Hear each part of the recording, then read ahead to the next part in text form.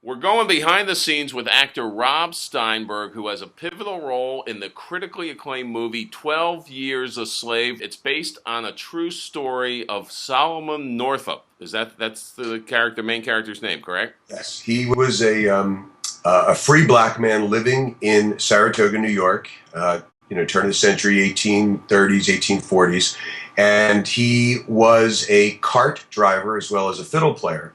Had a family, wife and kids, and lived free in the North, as most blacks did. His family goes off on a little journey. They go for a work. His wife is working and visiting her parents. And when that occurs, he's introduced to a couple of characters, who offer him a job to play fiddle in a traveling circus.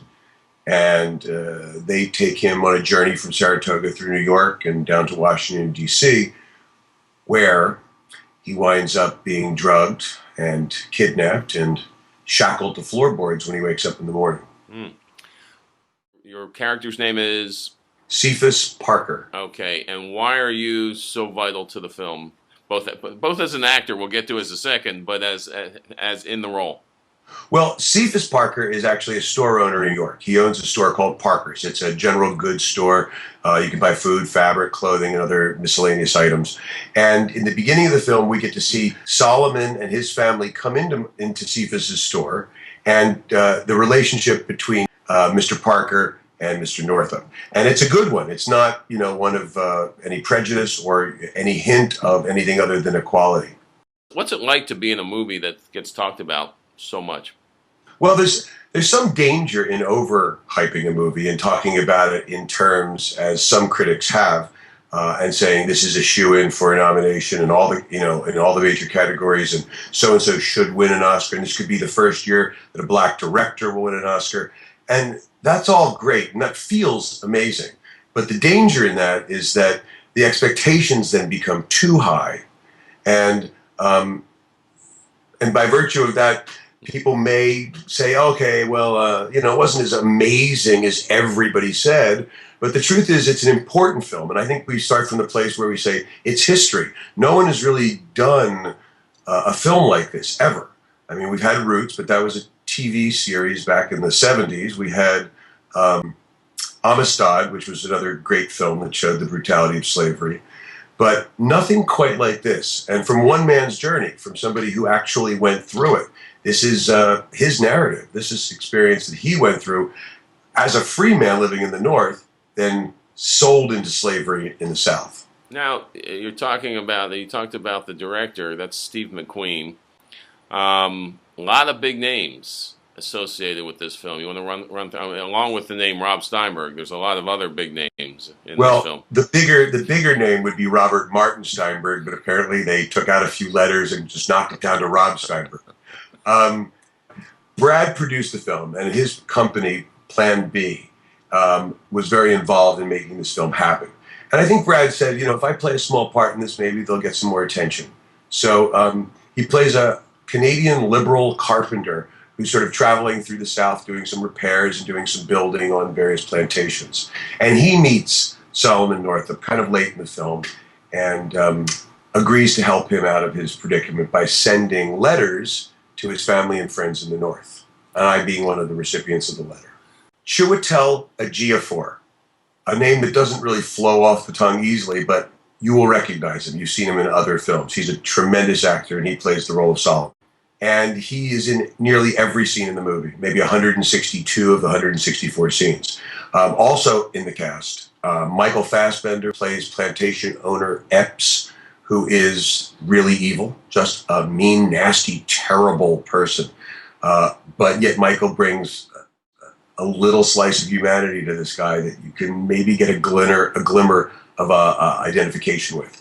Alfre Woodard has a small part. Benedict Cumberbatch, Paul Dano, Paul Giamatti, Scooch McNairy, Ian Killen from Saturday Night Live. And in a supporting role playing Patsy, the slave, is Lupita Nyong'o. And she was sort of plucked out of Yale Drama School and is going to be a name that's going to be heard quite a lot in the future. How do you get the character? How do you figure it out? Well, you look at a guy who is going to ultimately leave his, my character, Cephas Parker. Mr. Parker is going to leave the North and leave Saratoga and travel all the way down to Louisiana in 1853. What does that take? Rail, carriage, and then you're probably going to be in New York and take a ship down around the tip of Florida. It's going to take 4 to 5 weeks to make this journey. It's not an easy journey. So I have to think about what my character, what kind of person this character was. How great was he to make these sacrifices and do this for his friend and his fellow man? And I was trying to find places in my life where I could, have I done that for somebody? Have I ever done that? Have I ever made that kind of sacrifice? And I was struggling until I realized that the word isn't sacrifice. I had a friend, one of my best friends, who was dying of a very rare blood disease. And as soon as I heard that he had little time left, I rushed across the country and sat by his side and spent time with his family and his children and did what I could. And that never looked like a sacrifice. It wasn't a sacrifice. It was doing the right thing. It was doing something out of love, something out of compassion. And when you do it for those reasons, it's not a sacrifice. And then I found Cephas Parker.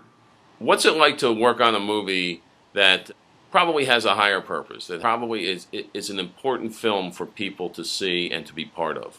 The movie shot for about 6 weeks. I shot for 4 days. So in my limited amount of time on set, especially when you're, on a plantation, and you look around and the background actors are dressed as slaves and with ragged clothing, standing by their sheds and their huts where they lived. It was intense.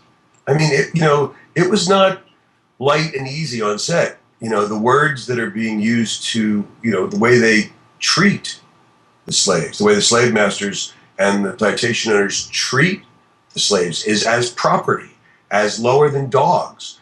And so you get that overpowering sense when you step onto a plantation that there's a connection back to those horrible days. And even the crew, as they're standing around in the hot, hot sun, and I'm wearing wool and gabardine and 102, and it becomes a little overwhelming. You know that you're there for a higher purpose. You know you're there to do something that hopefully is really important. So the audience is going to see something that they've read about, see something that they've heard about, but they've never seen it quite like this. From the beautiful vistas and scenery of Louisiana, the weeping willows of the Spanish moss going over the trees, the beautiful skies as the clouds roll in, the cotton fields.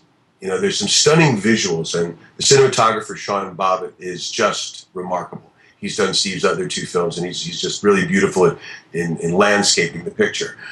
Now, you've been on a bit of a roll lately. This isn't your only film in theaters. Currently, and hopefully still in theaters this week, is Grace Unplugged. And that's a story about a young girl who's a singer and feels a little constrained by the limitations her father puts on her.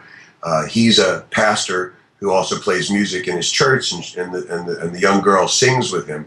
But she sort of wants to branch out on her own.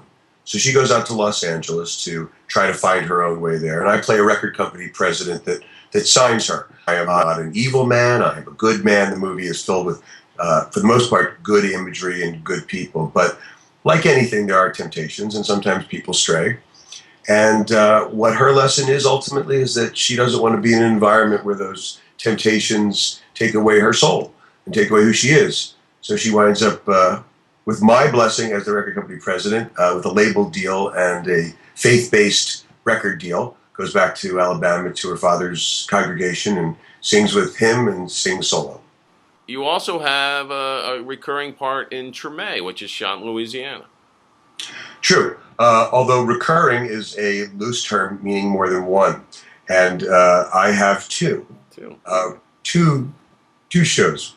I did the opening of last season, season 3, on Treme, and I play the... All right, do you remember Terry the Cop? Terry the Cop's ex-wife's new husband. David Morris is Terry the Cop. Yes. All right. And his ex-wife is Laura Caillouette, a fine actress and a good friend for many years. And Laura's actually she plays in Django Unchained Leo DiCaprio's sister, if we're trying to jog our memory.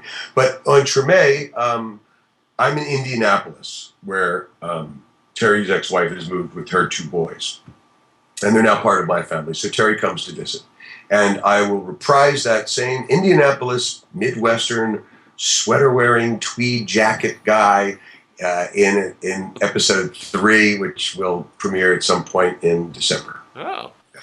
All right. Well, mention some of your other roles that you've had over the year. I mean, I know there's some big ones. Give me a quick summary of where some of the things you've done.